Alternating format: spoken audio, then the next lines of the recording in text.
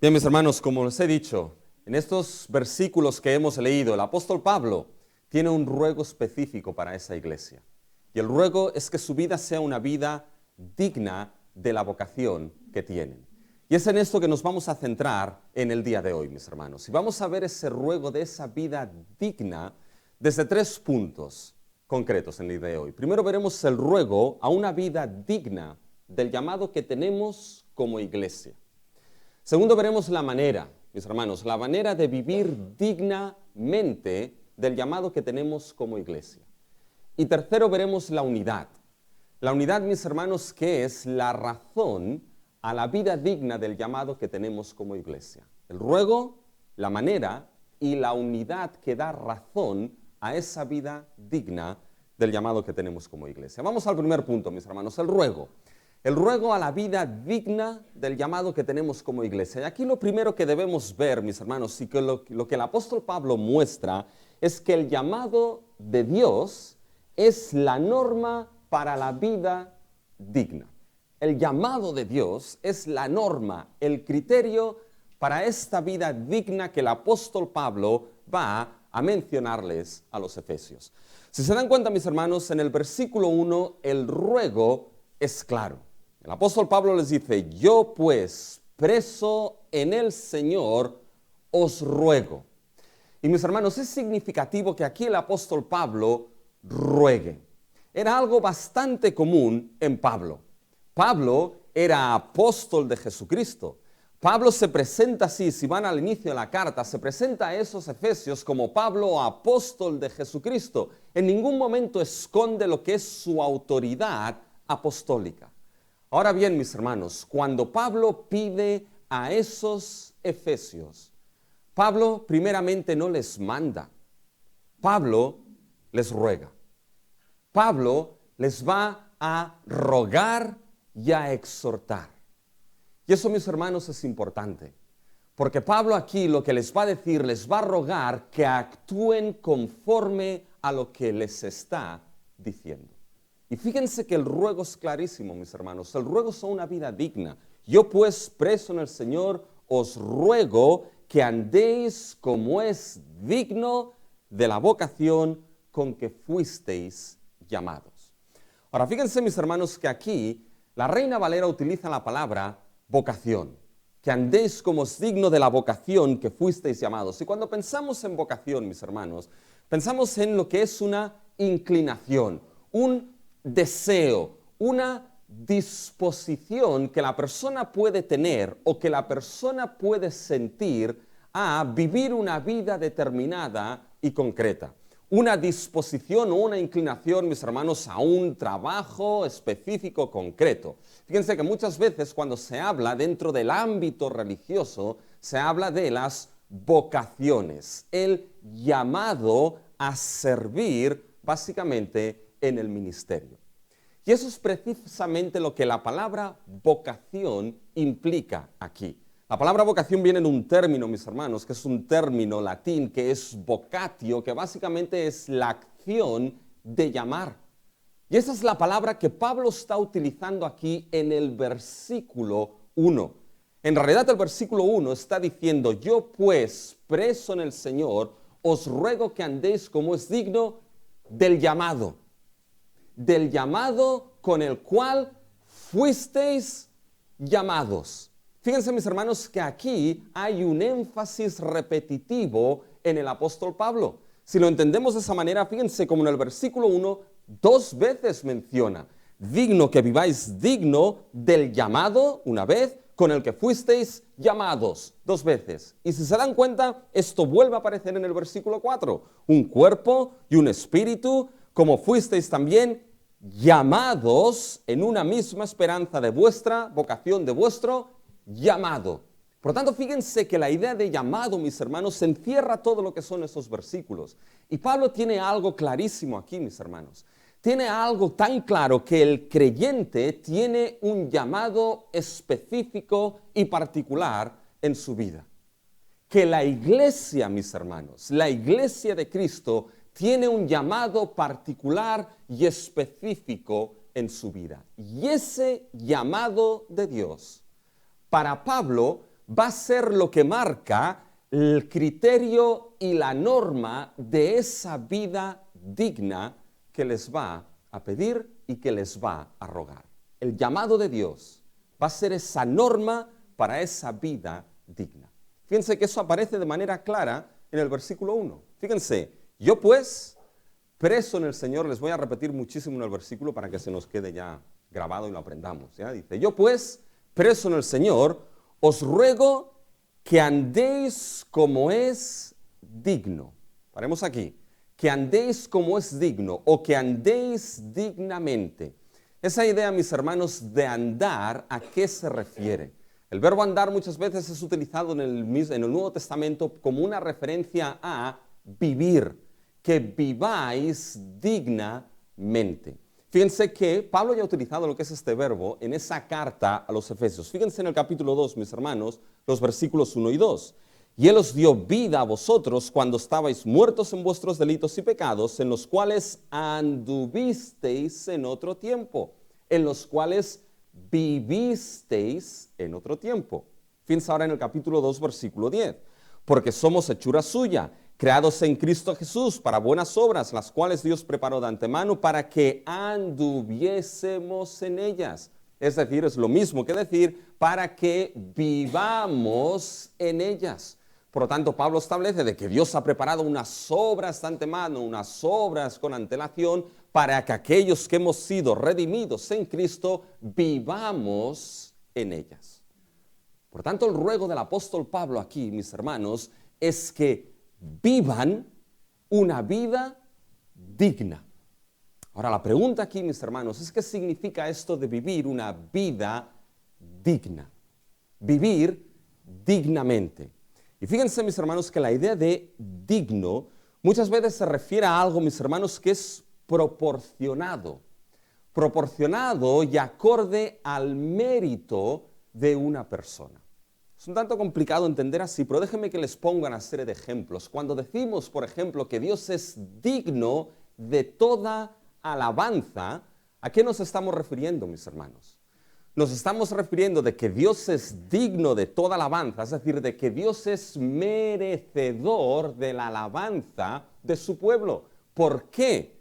Porque Dios, mis hermanos, es el ser más sublime, más excelso, más perfecto, más grande, más precioso que hay. Y por quién es Él como Dios, la única respuesta merecedora de quién es Él como Dios por parte de su pueblo es la alabanza. O cuando nos encontramos, mis hermanos, que se dice, por ejemplo, de alguien que ha cometido un crimen, un asesinato, y la condena es cadena perpetua, a veces se dice que tiene el castigo digno a su maldad, que es lo mismo que decir un castigo merecedor conforme a su maldad. Es decir, recibe lo que merece lo que ha hecho.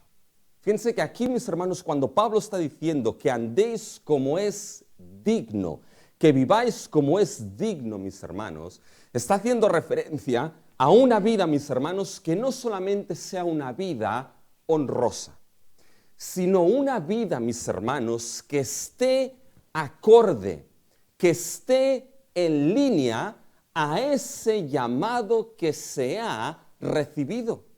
Una vida digna es aquella vida, mis hermanos, que es el reflejo y el testimonio de ese llamado recibido en la vida. Muchas veces vemos en las películas que cuando alguien está en el ejército, un soldado, y se comporta de una manera que no está acorde con lo que sería el ejército, ¿qué es lo que se le hace? Se le quitan los galones, no es merecedor de esos galones.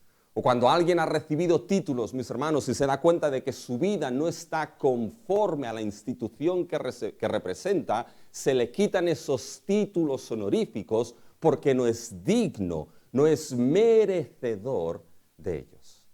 Por tanto, esa vida digna, vivir dignamente, habla no solamente de algo honroso, sino de esa vida que está en línea, que está acorde, que es el reflejo, mis hermanos, de ese llamado, opuesto a la inversa. Ese llamado que nos ha sido dado, y lo veremos, mis hermanos, es merecedor de una vida específica y concreta en el pueblo de Dios. Una vida que tiene que estar conforme a ese llamado. ¿Se dan cuenta? Mis hermanos, el llamado aquí actúa como norma y criterio que va a regir la vida digna y merecedora del pueblo de Dios. Y para Pablo, mis hermanos, para Pablo esto es asunto de gran importancia. Es asunto, mis hermanos, de primera importancia para Pablo aquí en este texto. Porque aunque nuestras Biblias no lo reflejan del todo, mis hermanos, lo que aparece en el original al inicio del versículo 1 es la expresión os ruego. Ahí está el énfasis de Pablo. El énfasis de Pablo es decir, os ruego, preso en el Señor, que andéis, que viváis dignos de ese llamado. Lo primero que los efesios hubiesen escuchado cuando esa carta fue leída es el ruego de Pablo. Os ruego, iglesia, que viváis dignamente de ese llamado. Y es tan importante para Pablo, mis hermanos, que Pablo está siendo enfático.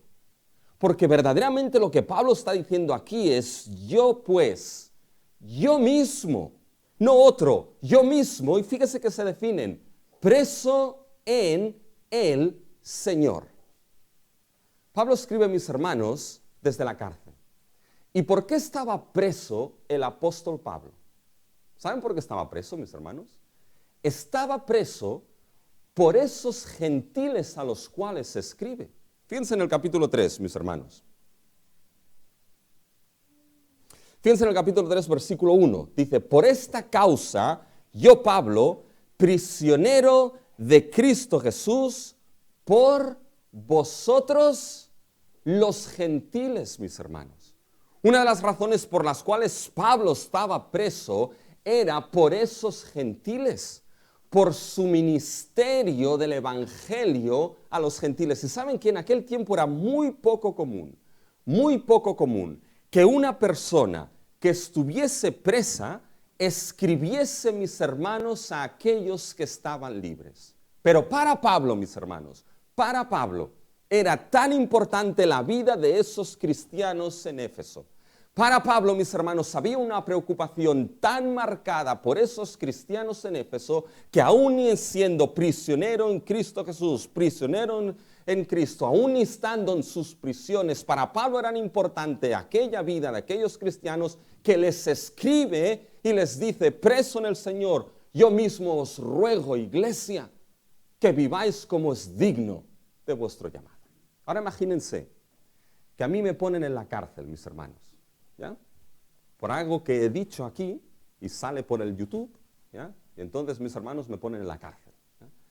Y aparte de traerme lo que es el bocadillo, mis hermanos, con la lima dentro y la sierra para cerrar los barrotes, desde la cárcel, mis hermanos, les escribo y les digo, iglesia, piedra de ayuda, os ruego que viváis dignamente del llamado que habéis recibido. ¿No marcaría eso, mis hermanos, que aun y cuando en la situación que nos encontrase, la importancia de eso que se está pidiendo? Para Pablo, mis hermanos, era vital que la iglesia en Éfeso entendiese eso. Para Pablo, esa vida digna conforme a ese llamado recibido no era algo secundario, mis hermanos. No era un asunto trivial, no era un asunto de menor importancia, era un asunto de primera importancia. Para la vida individual de aquellos creyentes, pero veremos para la vida congregacional. Era de gran importancia vivir dignamente de lo que habéis sido llamados. Y mis hermanos, aquí entendemos algo. Hay un principio y una conclusión básica a sacar aquí. Y es que la conclusión básica, mis hermanos, es que como iglesia, no solamente como creyentes, lo veremos, sino como iglesia, tenemos un llamado en nuestra vida. Hemos sido llamados con un llamado por parte de Dios muy particular, y lo veremos, glorioso y excelso. Y es tan importante ese llamado, mis hermanos, que el apóstol Pablo, desde el capítulo 4, versículo 1 de Efesios, hasta el capítulo 6, versículo 20, lo que hace es desarrollar esa vida digna conforme a ese llamado. Una vida digna que nos va a mostrar que va a tener que verse y demostrarse en las relaciones los unos con los otros. Una vida digna conforme a ese llamado que va a tener que darse en el matrimonio entre esposo y esposa. Una vida digna de ese llamado que va a tener que darse en las relaciones entre padres y hijos. Una vida digna de ese llamado que va a tener que darse entre siervos y amos, mis hermanos. Para Pablo eso es vital. Por lo tanto, Pablo está diciendo que aquí como iglesia, mis hermanos, nuestra vida tiene que ser acorde al llamado que hemos recibido. Que el creyente y la iglesia no puede tener cualquier tipo de vida. Que la iglesia tiene que tener una vida muy concreta, muy específica, digna del llamado recibido. Y aquí viene la pregunta. Entonces, ¿cuál es exactamente ese llamado que hemos recibido? Y fíjense, mis hermanos, que el llamado de Dios es el llamado que marca la identidad como iglesia.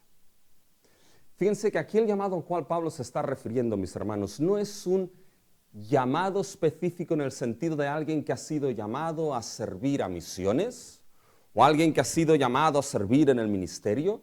No se refiere a un llamado, mis hermanos, particular de que cada uno sirva en el sitio en el cual ha sido llamado por Dios, como por ejemplo podría ser en 1 Corintios 7. Aquí, mis hermanos, es otro tipo de llamado al cual Pablo se está refiriendo. Y si esa vida digna tiene que ser acorde y merecedora de ese llamado recibido por Dios, va a ser necesario identificar cuál es ese llamado que hemos recibido. ¿Cuál es ese llamado que Pablo les dice a esa iglesia en Éfeso? Va a ser necesario identificar ese llamado para saber la vida que tiene que vivirse merecedora de ese llamado. Y fíjense, mis hermanos, que identificamos ese llamado de dos maneras. Una, con el contexto inmediato a nuestro texto. Y dos, con el mismo versículo 1. Fíjense si se dan cuenta, mis hermanos, cuando vamos al capítulo 4, el capítulo 4 no es introducido por Pablo de cualquier manera. Es introducido como un propósito, como un resultado. Fíjense lo que dice el versículo 1. Yo pues, preso en el Señor. Paren aquí. Yo pues. Podría traducirse eso como yo, por lo tanto. Ese por lo tanto nos indica resultado. Pablo está diciendo, por lo tanto, como resultado de algo que he dicho, como resultado de algo que os he explicado, ahora os ruego que viváis dignamente de ese llamado con el que fuisteis llamados. Por tanto, para identificar ese llamado es necesario que vayamos, mis hermanos, a lo que Pablo ha dicho anteriormente. Y muchas veces cuando vamos a las Escrituras, el término llamado se utiliza de diferentes maneras. Pero generalmente suele ser ese llamado de Dios, mis hermanos. Ese llamado que por su gracia lleva a aquellos que llama a comunión con Él, a Cristo Jesús, a su reino admirable. Pero aquí ese llamado, mis hermanos, es lo que Pablo ha estado describiendo en el capítulo 1, capítulo 2 y capítulo 3 de Efesios. Si tenemos que hacer un resumen, mis hermanos, de esos capítulos, fíjense que en el capítulo 1 Pablo nos muestra de que hemos sido bendecidos con toda bendición espiritual en los lugares celestiales en Cristo Jesús, que hemos sido escogidos en Cristo desde antes de la fundación del mundo para ser santos y sin mancha, predestinados para ser adoptados como sus hijos. Mis hermanos, que en Cristo Jesús Pablo nos dice que tenemos redención, el perdón de nuestros pecados por la sangre que Cristo derramó en aquella cruz. Nos muestra en el capítulo 1 que Dios ha hecho algo con nosotros sorprendente, de que Dios nos ha dado a conocer el misterio de su voluntad. ¿Y cuál es ese misterio? De que se ha propuesto Dios se ha propuesto de unir todas las cosas, las que están en el cielo y en la tierra, de unir todas las cosas en Cristo Jesús. Quédense con esto porque es vital. Nos ha mostrado cómo termina la historia, Dios uniendo todo el cosmos, mis hermanos, en nuestro Señor Jesucristo. Nos ha dicho que hemos sido sellados con el Espíritu para una herencia que tenemos, mis hermanos, para una salvación que no nos será quitada. Si pasamos al capítulo 2, Pablo nos dice que aunque andábamos en nuestros delitos y pecados, por cuanto Dios nos amó, Nos amó y tuvo esa misericordia que es nueva cada mañana. Nos perdonó y nos dio vida juntamente con nuestro Señor Jesucristo. Y nos ha sentado en los lugares celestiales juntamente con Cristo. Y aun y cuando estábamos sin esperanza en este mundo, como gentiles, sin esperanza, sin Cristo, sin el Mesías, ¿qué es lo que hizo Dios en Cristo Jesús, mis hermanos? En Cristo Jesús, quien es nuestra paz, creó un solo pueblo, en Efesios, de judíos y gentiles, un solo y nuevo hombre, una sola familia de Dios que tenemos acceso por el Espíritu al Padre. Nos ha formado como un templo santo que crece para la alabanza a nuestro Dios. Y cuando llegamos al capítulo 3, mis hermanos, el capítulo 3 descubre el gran misterio escondido de Dios, que por el Evangelio de nuestro Señor Jesucristo somos participantes de las promesas de Dios como pueblo de Dios. Y ha situado a este pueblo, a la iglesia, como el testimonio y el testigo de su multiforme gracia en los lugares celestiales, mis hermanos. Este es el llamado de Dios. Saben, si tuviésemos que resumir en una frase, mis hermanos, lo que es el llamado de Dios en el capítulo 1, 2 y 3, lo resumiríamos, mis hermanos, como ese llamado de Dios que por el Evangelio de nuestro Señor Jesucristo, Dios nos ha unido en Cristo Jesús y nos ha unido formando un solo pueblo, el cual es parte del gran propósito que tiene Dios de unir todas las cosas en Cristo Jesús. No pierdan esto, mis hermanos. Voy a volver a repetir. El llamado de Dios, mis hermanos, es ese llamado que por el Evangelio de nuestro Señor Jesucristo, Dios nos ha llamado y nos ha unido a Él, a Cristo Jesús, y nos ha unido como pueblo formando la iglesia, la cual es parte del propósito que Dios tiene para todo el cosmos de unirlo todo en nuestro Señor Jesucristo. Este es el llamado que hemos recibido. Mis hermanos, es un llamado glorioso. No hay un llamado mayor en tu vida y en este mundo que este llamado de Dios, mis hermanos. No hay llamado más grande. El resto de llamados palidecen, mis hermanos, frente a ese llamado que Dios en Cristo y por su Evangelio te ha unido a Él, te ha unido a su pueblo como parte del gran propósito de Dios para el cosmos entero. ¿No es un llamado sublime? Este es el llamado. Y ahora fíjense cómo cuando vamos llegando a nuestro capítulo, fíjense ahora lo que dice en el capítulo 3, versículos 20 y 21.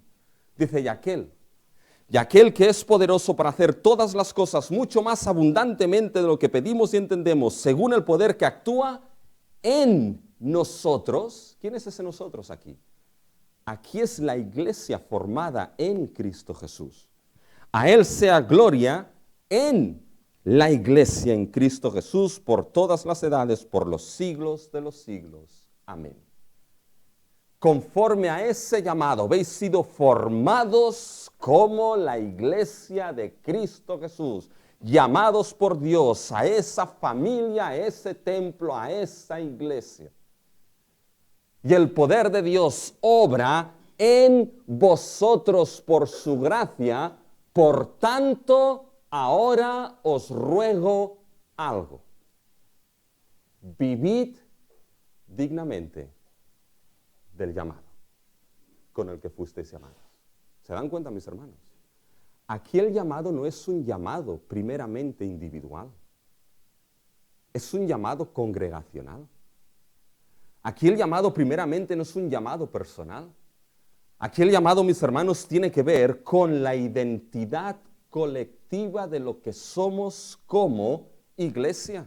Escogidos, santificados, adoptados, perdonados, sellados, vivos, un pueblo de Dios, una familia de Dios, una esposa de Cristo, un templo santo, mis hermanos. Es un llamado que nos da la identidad de quién somos como iglesia de nuestro Señor Jesucristo. Y no pierdas algo de ese llamado. Fíjense lo que dice el versículo 1 al final.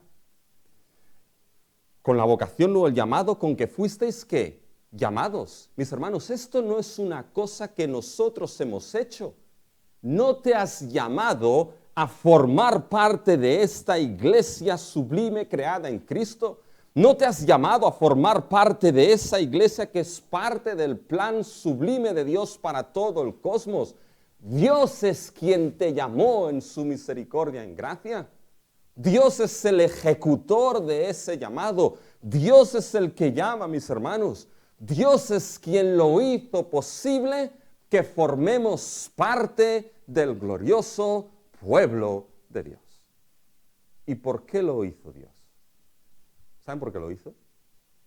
No solamente para hacer para la alabanza de la gloria de su gracia, sino que lo hizo para que ahora vivamos dignos de ese llamado con el que Él nos ha llamado.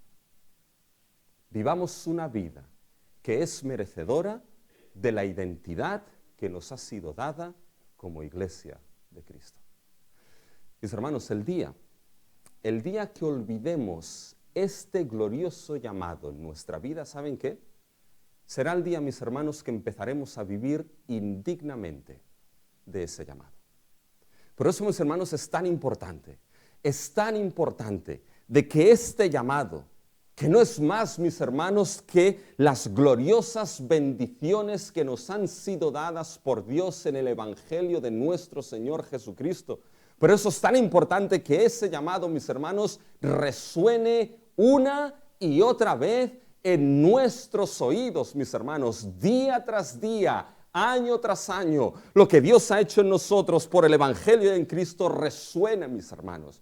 Yo estoy seguro que han acabado hasta aquí de una canción navideña que suena cada año, mis hermanos.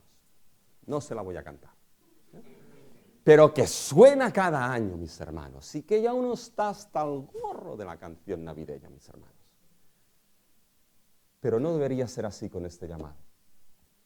Este llamado debe resonar día tras día, año tras año, lo que Dios ha hecho en Cristo, en nosotros y por nosotros, porque nuestra vida digna es merecedora de ese llamado. Y el día que lo olvidemos, será el día que viviremos indignamente de ese llamado. ¿Saben? Dios ha hecho algo glorioso en nuestras vidas. ¿Quién se hubiese imaginado que estando lejos de Dios, de su pueblo, de toda esperanza, por su gracia nos llevase a formar parte de su familia? Y podamos levantar nuestra voz y decirle a Dios, Abba, Padre. Ha hecho algo glorioso. Pero ¿saben? Este gran llamado, mis hermanos, nunca quita nuestra responsabilidad de vivir conforme a Él. Y podemos, ¿saben por qué? Ya lo verán ahora. Pero porque aquel que es poderoso para hacer mucho más abundantemente de lo que pedimos, por el poder que obra en nosotros, a Él sea la gloria y la honra en la iglesia por los siglos de los siglos. Amén. Por tanto, mis hermanos, estamos dispuestos por la obra de Dios en nuestra vida a vivir dignamente de lo que somos. Quizá la pregunta es aquí, ¿y cómo se hace esto? Y ahora Pablo lo explica. Porque ahora nos define esta vida digna, pero nos define con la manera de vivir dignamente de ese llamado que tenemos como iglesia. Y fíjense, mis hermanos, que la manera de vivir dignamente, ese llamado que tenemos como iglesia, cuando nos preguntamos cuál es esa manera, el texto responde. Y responde con unas relaciones dadas en el fruto del Espíritu. Fíjense, entramos en los versículos 2 y 3. Fíjense lo que había de decir, mis hermanos, en el versículo 1. Fíjense los versículos 2 y 3. Se los voy a leer, mis hermanos, como aparece en la Biblia de las Américas, no en la Reina Valera. Porque la Biblia de las Américas conserva mejor el orden del original. Y el orden es importante. Ustedes sigan en lo que es la Reina Valera, y yo se lo voy a leer en la Biblia de las Américas y van a ver la distinción que hay. No es muy grande, pero es importante. Fíjense, dice, con toda humildad y mansedumbre, con toda paciencia, soportándoos los unos a los otros en amor, esforzándoos por preservar o guardar la unidad del Espíritu en el vínculo de la paz. Fíjense que el orden de la Biblia de las Américas es distinto. Dice, con toda humildad y mansedumbre, y entonces sitúa, y con toda paciencia. Esto, mis hermanos, serían, déjenme decirlo así, las tres herramientas necesarias para esa vida digna. Humildad, mansedumbre y paciencia. Y después, ¿cómo se lleva a cabo esto? Fíjense, hay dos verbos que nos muestran el cómo se lleva a cabo. Fíjense que nos lo dice, soportándoos y siendo solícitos o esforzándoos. Esta sería, mis hermanos, la manera. Ese soportando y esforzando, siendo solícitos, a veces también se interpretan como imperativos. Con toda humildad, mansedumbre y paciencia, soportaos y esforzaos. Entonces, fíjense, mis hermanos, fíjense lo que Pablo ha mencionado aquí. Fíjense esas palabras que utiliza. Humildad, mansedumbre, paciencia, después dirá amor, después dirá paz, soportándose unos a otros. ¿Saben en qué se está centrando Pablo, mis hermanos, aquí? Pablo se está centrando primeramente en las relaciones dentro de este pueblo creado en Cristo. Se está centrando, mis hermanos, en el ámbito relacional los unos con los otros. Esto tiene que ver evidentemente con toda la carta a los Efesios, porque escribió una carta donde la iglesia la describe como judíos y gentiles unidos como un solo pueblo en Cristo Jesús, una sola familia, un solo templo. Y cuando se unían judíos y gentiles que tenían diferencias, estaban separados por una gran cantidad de cosas unidas en Cristo, evidentemente ahí habían relaciones que surgirían y deberían trabajarse, mis hermanos, ¿ya? Pero fíjense que se centra en el ámbito relacional primero. Efesios nos habla de la iglesia universal, pero hay algo que debemos entender, mis hermanos. La iglesia universal, la iglesia de Cristo, la que nos define aquí, Efesios, la iglesia universal tiene la representación en el espacio y tiempo en la iglesia local. Por tanto, cada iglesia local es la representación en espacio y tiempo de la iglesia universal. Por lo tanto, ¿qué somos como piedra de ayuda, mis hermanos? No solamente somos la iglesia de Cristo, es decir, como piedra de ayuda somos la representación en el espacio y en el tiempo de la iglesia universal. Por tanto, esas relaciones que deben darse en esa iglesia deben darse también en su representación local, que es la iglesia local. Y Pablo se va a centrar primero en decirnos que esa vida digna, de ese llamado que hemos recibido como iglesia, primeramente se da en las relaciones dentro de este mismo cuerpo. A veces pensamos, mis hermanos, esa vida digna como iglesia cara a los demás, cara a los de afuera, cara al mundo. Y estamos en lo correcto, mis hermanos. Pero ¿qué hay de puertas hacia adentro? ¿Qué hay de esa vida digna en relación con aquellos que hemos sido unidos en Cristo y formamos parte de esta misma iglesia? Y eso es en lo que Pablo, mis hermanos, se centra. Empieza por las relaciones. Y fíjense, ¿cómo han de ser? Fíjense, versículo 2, con toda humildad y mansedumbre. Aquí sitúa dos cosas importantes. Si tenemos que preguntarnos, ¿qué es la humildad, mis hermanos? Fíjense que la humildad la podríamos definir de muchas maneras, ¿ya? Pero la Biblia, para no entretenerme mucho en esto, mis hermanos, pero la Biblia describe la humildad muchas veces en contraste con ¿qué? En contraste con el orgullo, en contraste con la soberbia. El orgullo solamente tiene sitio para uno mismo. Por eso a veces se manifiesta con yo, para mí, conmigo, por mí, hacia mí, todas estas cosas, ¿ya? Fíjense que la humildad, mis hermanos, se muestra en la Biblia como contraste, como aquello que es distinto, contrario, opuesto a la soberbia y al orgullo. Un ejemplo claro es Filipenses 2, mis hermanos, del 5 al 11, donde se nos describe a Cristo como ¿quién? Como aquel que siendo igual a Dios, teniendo, mis hermanos, todos los beneficios de la gloria eterna por ser quien es, por ser Dios, no estimó el ser igual a Dios para su beneficio como cosa que aferrarse, sino que es lo que hizo, mis hermanos. Nos dice que se humilló. Se humilló para ser obediente al Padre. ¿Y se humilló para qué, mis hermanos? Se humilló pensando primeramente no en lo suyo, sino en lo de los demás, en lo nuestro. Pensó, mis hermanos, y se humilló pensando en el interés de aquellos que el Padre le dio, y él iba a morir en aquella cruz para salvar y obrar esa salvación gloriosa. Si hubiese habido orgullo en Cristo, esto no hubiese sido posible, mis hermanos. ¿Saben por qué? Porque el orgullo solamente piensa en quién. Piensa en uno mismo. Pero en Cristo hubo la humildad excelsa, mis hermanos.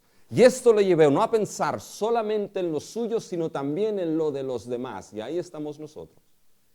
Y dar su vida para salvarnos a nosotros. Esa es la razón porque aquí la humildad está puesta a la par con la mansedumbre. Porque cuando hablamos de mansedumbre, mis hermanos, ¿de qué hablamos? Bueno, hoy en día la mansedumbre a veces se aplica ¿a quién, mis hermanos? Se aplica a los perritos, a los animalitos. Un perrito, manso. Un caballo, manso. A veces se entiende como debilidad, mis hermanos, pero no tiene nada que ver con esto. La mansedumbre implica que no hay aspereza, que no hay rudeza. Y fíjense cómo un autor describe la mansedumbre. David Turner dice, la auténtica mansedumbre es una humildad modesta, que descansa en Dios y que renuncia a su esfuerzo personal para librarse de la opresión y para conseguir sus propios deseos. Es una humildad que descansa en Dios y que renuncia a un esfuerzo personal para conseguir sus propios deseos. ¿Saben qué? Esto, mis hermanos, no es debilidad, Se necesita mucha fortaleza y gracia de Dios para renunciar a los esfuerzos, renunciar a los intereses personales de uno y poner antes lo de los demás. Esto es una característica de todo aquel que ha sido redimido en Cristo y es ciudadano del reino. Bienaventurados los mansos, porque ellos ¿qué? Recibirán la tierra por heredad, mis hermanos. Por tanto, fíjense, con toda humildad y mansedumbre nos da una idea. Nos da una vida digna que habla de unas relaciones que no van a estar marcadas por la aspereza, por la rudeza, por las malas actitudes, sino todo lo contrario. Unas relaciones que van a estar marcadas por pensar primeramente en lo de los demás antes que con lo mío mismo.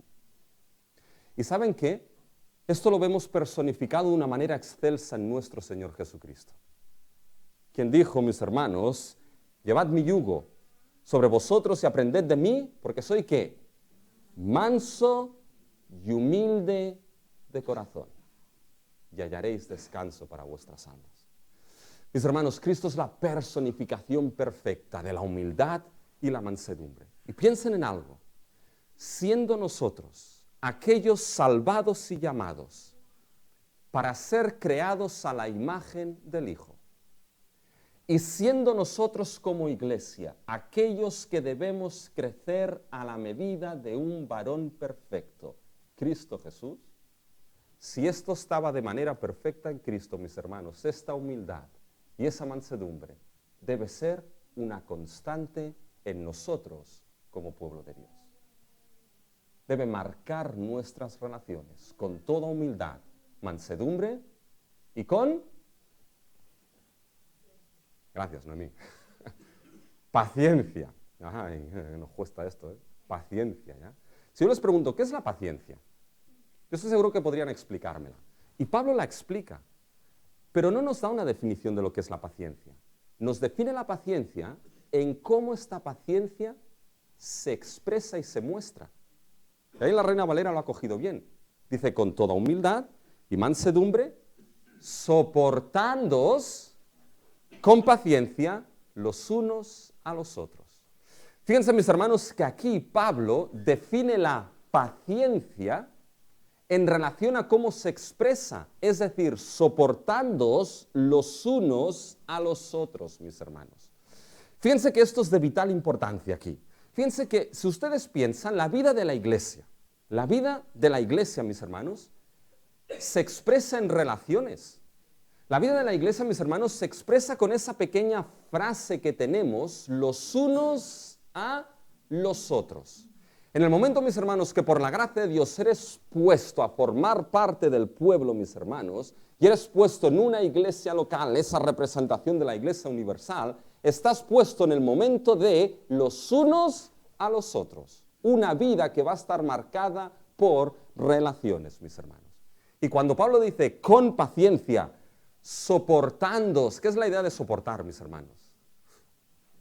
No hace falta que se lo expliquen, ¿no? Es la idea de llevar, ¿qué? De llevar la carga, el peso, mis hermanos. Soportándoos los unos a los... Uy, Pablo tocaba de pies en el suelo, mis hermanos. Porque dices que va a tocar ser capaz de llevar las debilidades de mis hermanos y hermanas. Y ellos, las mías. No, yo no tengo, no, pues sí, ¿no? Las mías. Ser capaces, mis hermanos, de soportar, de llevar, de cargar los errores de mis hermanos y hermanas, y ellos, los míos. De en conflictos y tensiones, ser capaz, mis hermanos, de soportarnos los unos a los otros. No hay peor frase a veces que pueda escucharse en una iglesia que se diga, no lo soporto. Con paciencia soportándonos. A veces tenemos muy poca paciencia, mis hermanos, los unos con los otros. Pero es que esta paciencia es una paciencia amorosa, ¿eh? Con paciencia soportándonos los unos a los otros, ¿en qué, mis hermanos? En resignación. ¿Dice esto, Pablo? Porque a veces, mis hermanos, nos soportamos con una paciencia resignada. No me queda otra, pues oye, yo no lo he pedido, pero ya que me lo ha puesto al lado, pues no me queda otra, no me queda otra. No, mis hermanos. Con paciencia amorosa, soportándose unos a los otros en amor. Pero yo les pregunto, ¿qué amor? ¿Se han preguntado? ¿Qué amor? No es cualquier tipo de amor el que define aquí Pablo. Fíjense, mis hermanos, en el capítulo 3. Vean en los versículos del 18 al 19. Seáis plenamente capaces de comprender con todos los santos cuál sea la anchura, la longitud, la profundidad y la altura, y de conocer el amor de Cristo que excede a todo conocimiento, para que seáis llenos de toda la plenitud de Dios. Este es el amor que Pablo está hablando aquí. El amor, mis hermanos, ese amor y conocer con todos los santos. ¿Se dan cuenta? Es un amor que se conoce no a nivel individual, como Hayon Silver, el llanero solitario por los montes perdidos, ¿no? Es un amor con todos los santos, en la iglesia de Cristo, en su representación local, con esas relaciones, conocer esa anchura, esa longitud, esa profundidad, esa altura del amor de nuestro Señor Jesucristo que excede a todo conocimiento. Y con el conocimiento de esa grandeza del amor de Cristo, ser capaces entonces, con paciencia, humildad y mansedumbre, soportarnos los unos a los otros, mis debilidades, nuestros errores, nuestras tensiones, nuestras desigualdades. Porque, mis hermanos, piensen en el amor de Cristo. Cristo no nos soportó por resignación, ¿eh? ¿Han pensado esto, no? No nos soportó resignado diciéndole al Padre, ok, Padre, vale, venga, no me queda otra, pues voy para allá. ¿Eh? No soportó nuestras debilidades, nuestros errores, nuestros pecados, nuestras ofensas, nuestros crímenes delante de Él por resignación. Los soportó llevando nuestro pecado y nuestra carga, mis hermanos. ¿Por qué? Porque Él nos amó y nos ama de una manera asombrosa. Nos amó hasta el fin, hasta la muerte y la muerte de cruz. Y fue capaz de pasar por la muerte, por la gloriosa resurrección, ascender a la diestra del Padre para poder decir, de los que me has dado, ninguno voy a perder, sino que los resucitaré en el día postrero. Soportó, mis hermanos, nuestros pecados porque nos amó. Ese es el evangelio que debe verse, mis hermanos, en nuestras relaciones. Pero fíjense ahora, humildad, mansedumbre, paciencia, amor, después citará paz. ¿Qué es esto, mis hermanos? a excepción de la humildad, todas estas gracias, ¿saben dónde se mencionan? En el fruto del Espíritu. Amor, gozo, paz, paciencia, benignidad, fe, mansedumbre, templanza. ¿Se dan cuenta? Son unas relaciones vividas y dadas en el fruto del Espíritu. ¿Y saben que eso es glorioso? ¿Saben por qué, mis hermanos?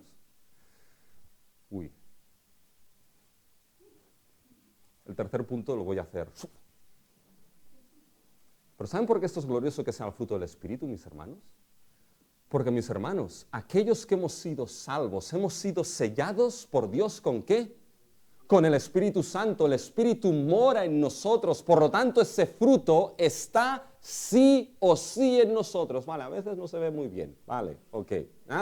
Pero está en nosotros, mis hermanos, por lo tanto tenemos la capacidad, por la gracia de Dios, por el poder de Dios en nosotros y por el Espíritu que mora en nosotros, de vivir esas relaciones como en humildad, mansedumbre y paciencia para soportarnos los unos a los otros. Y si Dios nos ha capacitado para ello, mis hermanos, nuestra responsabilidad en la gracia de Dios, ¿saben cuál es? Con humildad, mansedumbre y paciencia, soportarnos los unos a los otros. ¿Por qué eso es importante? Porque, mis hermanos, esa manera de esa vida digna es también mediante un esfuerzo para mantener la unidad. Todo va aquí, mis hermanos.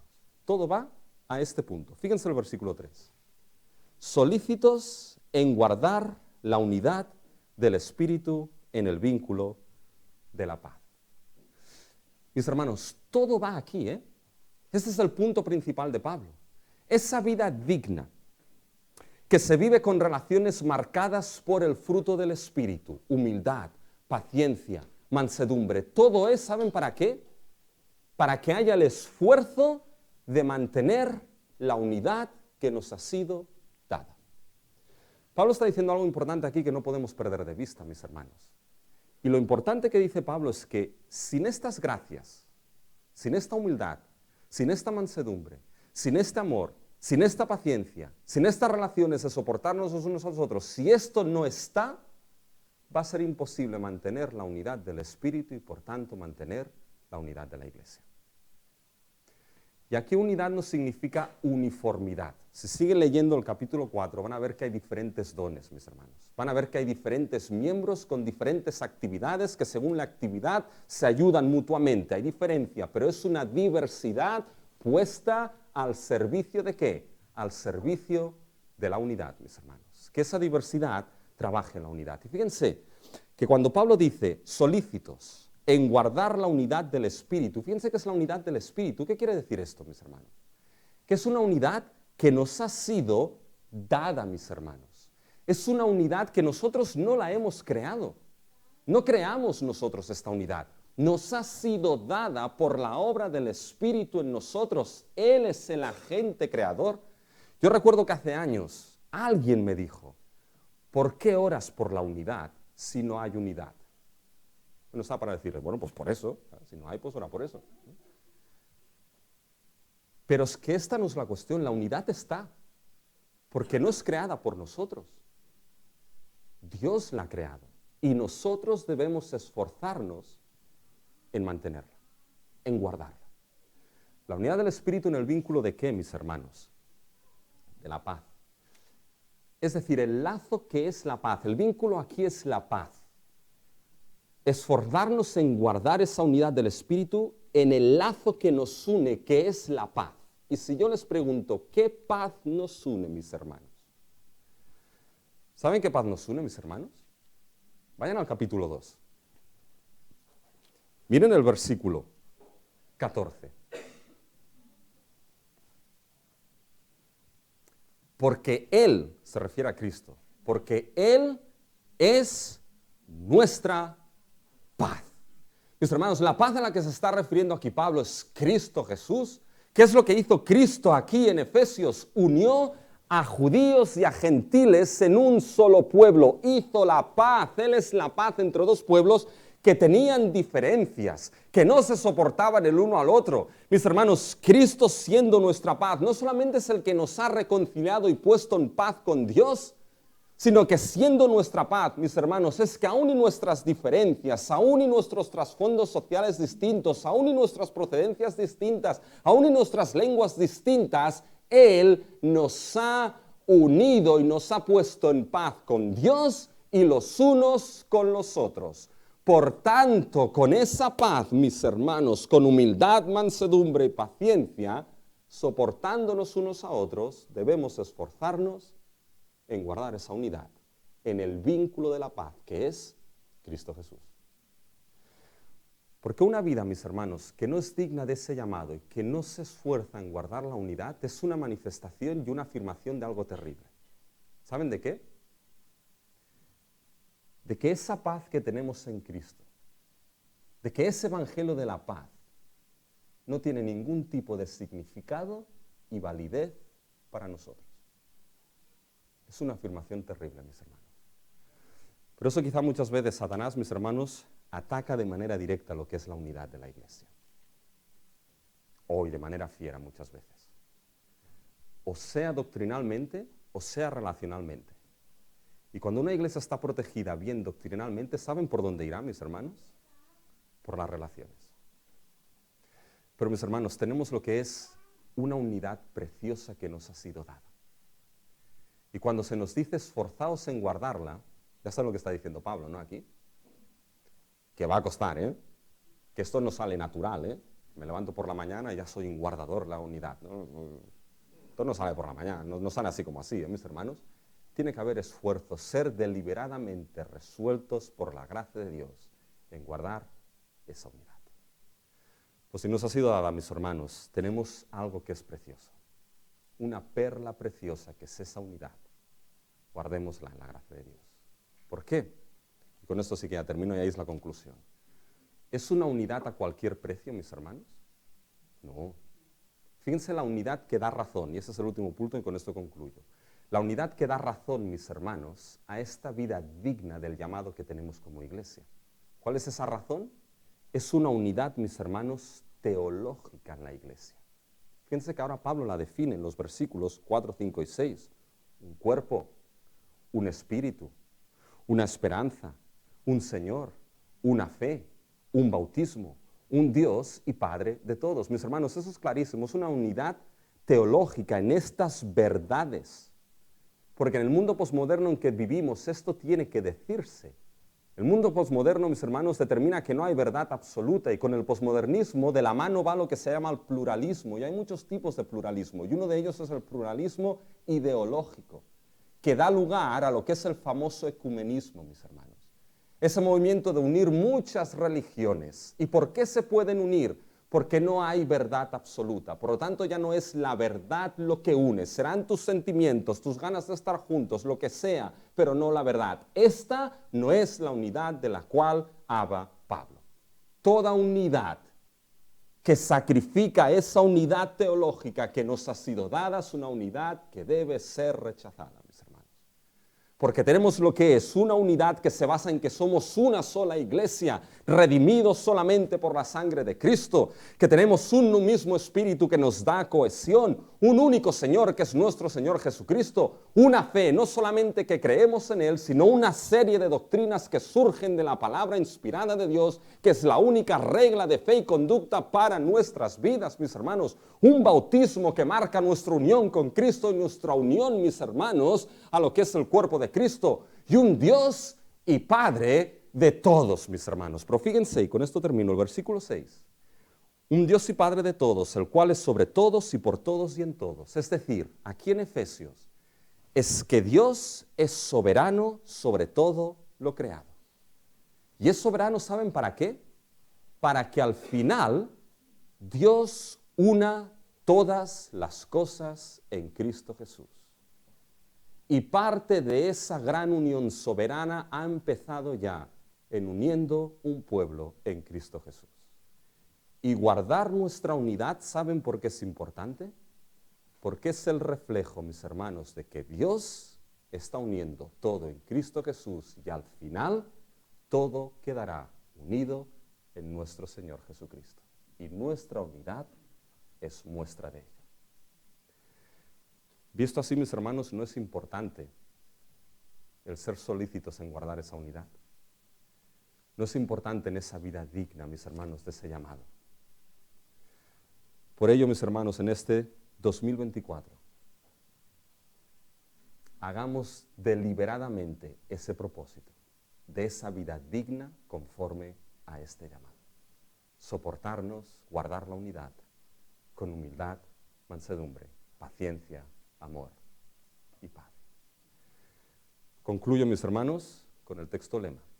Yo pues, preso en el Señor, os ruego que andéis como es digno del llamado con el cual fuisteis llamados, con toda humildad y mansedumbre, soportándoos con paciencia los unos a los otros en amor, esforzándose en guardar la unidad del Espíritu en el vínculo de la paz. Dios nos ayuda en ello, mis hermanos.